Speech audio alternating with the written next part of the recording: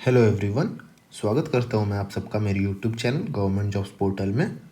आज हम लोग जिस जॉब नोटिफिकेशन के बारे में बात करने वाले हैं वो central pollution control board CPCB 2023 का है। तो चलिए शुरू करते हैं। एप्लीकेशन स्टार्ट डेट 6 मार्च 2023 ही था। लास्ट डेट टू अप्लाई 31 मार्च है। अभी भी टाइम है, जाके अप्लाई कर सकते हैं। लास्ट डेट फ़ी पेमेंट करने का भी 31 मार्च ही है। एडमिट कार्ड का भी कोई डेट मेंशन नहीं है। एग्ज़ाम का भी कोई डेट अभी मेंशन नहीं है। Date not mentioned. अगर हम लोग एप्लीकेशन फ़ी की बात करें तो जनरल का 1000 रुपये है, 750 एग्ज़ाम फ़ी और टेस्ट सेशन 250 रुपये का। SC ST का सिर्फ 250 टेस्ट सेशन का वो दे रहे हैं। ऑल फीमेल 250 टेस्ट सेशन का। 2 घंटे का एग्ज़ाम होगा ये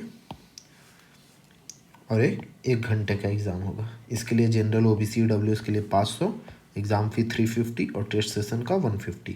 SC ST PWD का 150 सिर्फ टेस्ट सेशन का ले रहे हैं हमसे चार्ज। ऑल फीमेल से भी सिर्फ टेस्ट सेशन का चार्ज लिया जा रहा है।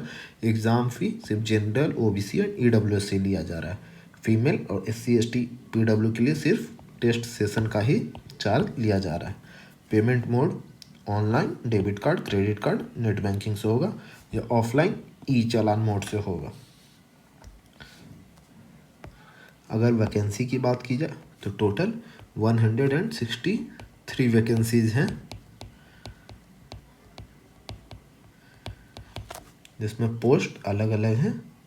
पहले बात करें तो हम लोग साइंटिफिक B पोस्ट का नाम है। जनरल में 27 सीट है, OBC में 15, EWS 5, SC 10, ST 5। इसके लिए जो एलिजिबिलिटी है, जो मिनिमम क्वालिफिकेशन आपको चाहिए वो BE या BTech in related trade from a recognised university, जिसमें भी आपको मांगा गया आपका उसमें BTech होना चाहिए।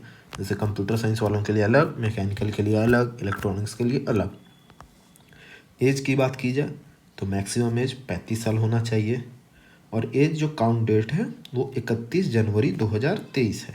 एक्स्ट्रा एज पर रूल्स जो कि SC ST के लिए 5 ईयर्स हैं और OBC के लिए 3 ईयर्स हैं। दूसरा असिस्टेंट लॉ ऑफिसर, जनरल के लिए 3 सीट, OBC के लिए 1, EWS के लिए भी 1, SC के लिए 1 और ST की यहाँ पे कोई भी सीट नहीं है। इसमें मिनिमम क्वालिफिकेशन जो है वो आपको बैचलर्स डिग्री इन लॉ चाहिए from a recognised university and 5 years experience. ध्यान दें, यहाँ पे एक्सपीरियंस भी मांग रहा है। 5 साल आप किसी भी हाई कोर्ट, सेशन कोर्ट, कहीं भी आपका प्रैक्टिस होना चाहिए। मिनिमम 5 ईयर्स का। मैक्सिमम एज 30 होना चाहिए। एज का वही 31 जनवरी से काउंट होगा। एक्स्ट्रा एज पर रूल्स जो गवर्नमेंट के हैं उससे रिलैक्सेशन मिलेगा। तीसरा अगर बात करें तो असिस्टेंट अकाउंट्स ऑफिसर है। जनरल की 1 सीट, OBC की भी कोई सीट नहीं, EWS की भी नहीं, SC की भी नहीं, ST की भी नहीं। इसमें आपको BCom ही चाहिए, सिर्फ एक रिकॉग्नाइज्ड यूनिवर्सिटी से। 5 साल का एक्सपीरियंस चाहिए। मिनिमम 30 साल है, मैक्सिमम एज 30 साल है। एज ऑन 31, सेम एज का काउंट डेट सेम है और एक्स्ट्रा एज जो मिलेगा वो एज पर रूल्स रहेंगे। 5 साल का एक्सपीरियंस चाहिए, मतलब आप BCom करने के बाद आपका 5 साल का जॉब एक्सपीरियंस या आप जो भी काम कर रहे हो उसमें आपको मिनिमम 5 ईयर्स का एक्सपीरियंस होना चाहिए। ऑडिटिंग में काम कर रहे हैं तो भी आपका 5 साल, या आप CA कर रहे हैं तो भी आपका वो एक्सपीरियंस में आएगा। चौथा सीनियर साइंटिफिक असिस्टेंट, जनरल का 6, OBC का 6, EWS का 2, SC 1, ST 1। इसमें मास्टर्स डिग्री चाहिए in science from recognised university, मतलब आपका MSc साइंस से होना चाहिए। 2 साल का एक्सपीरियंस होना चाहिए। मैक्सिमम एज 30 साल और ये दोनों तो बाकी ऊपर की तरह ही सेम है।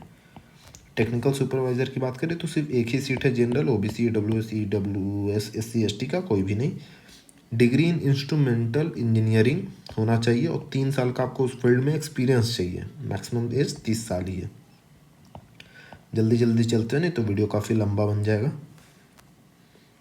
छठा असिस्टेंट, जनरल की सिर्फ 2 सीट है और SC की 1 सीट है।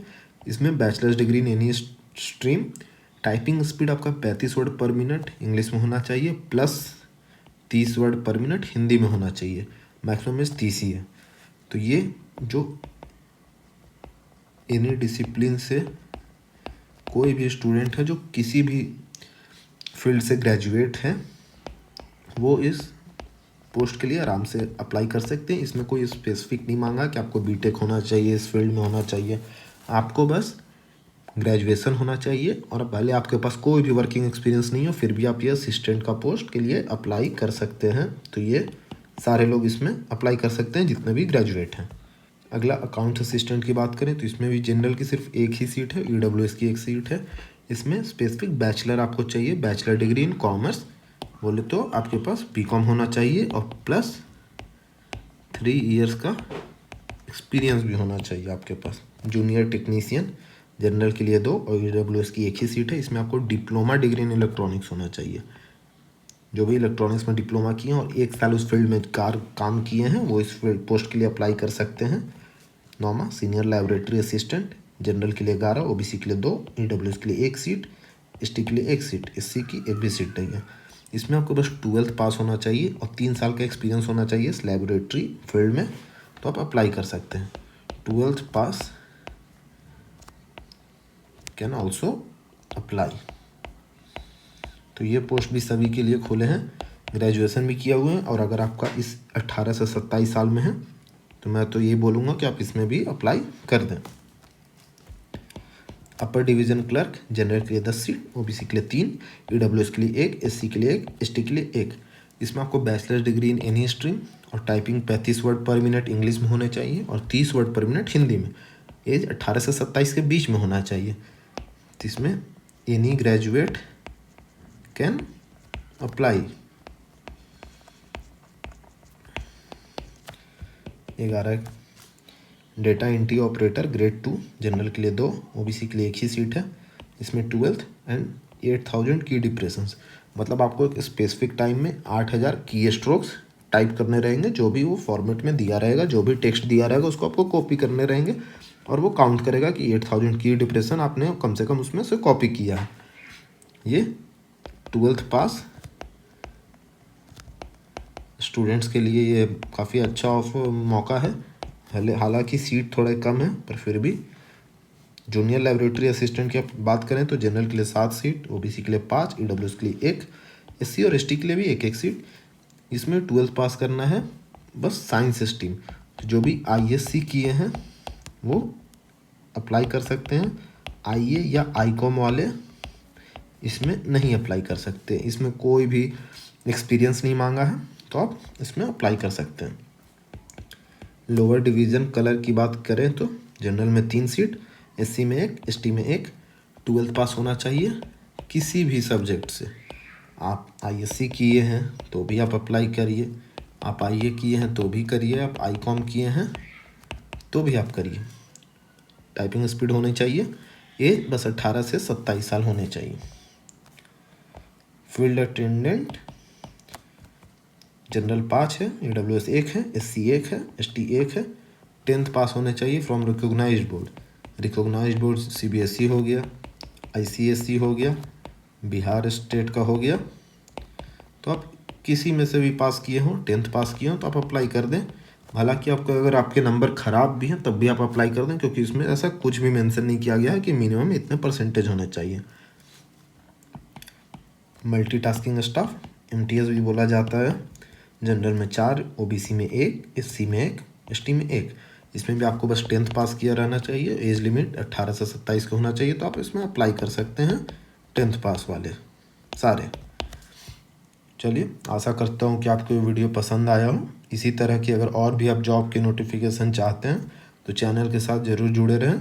चैनल को लाइक, सब्सक्राइब और शेयर करना ना भूलें। धन्यवाद।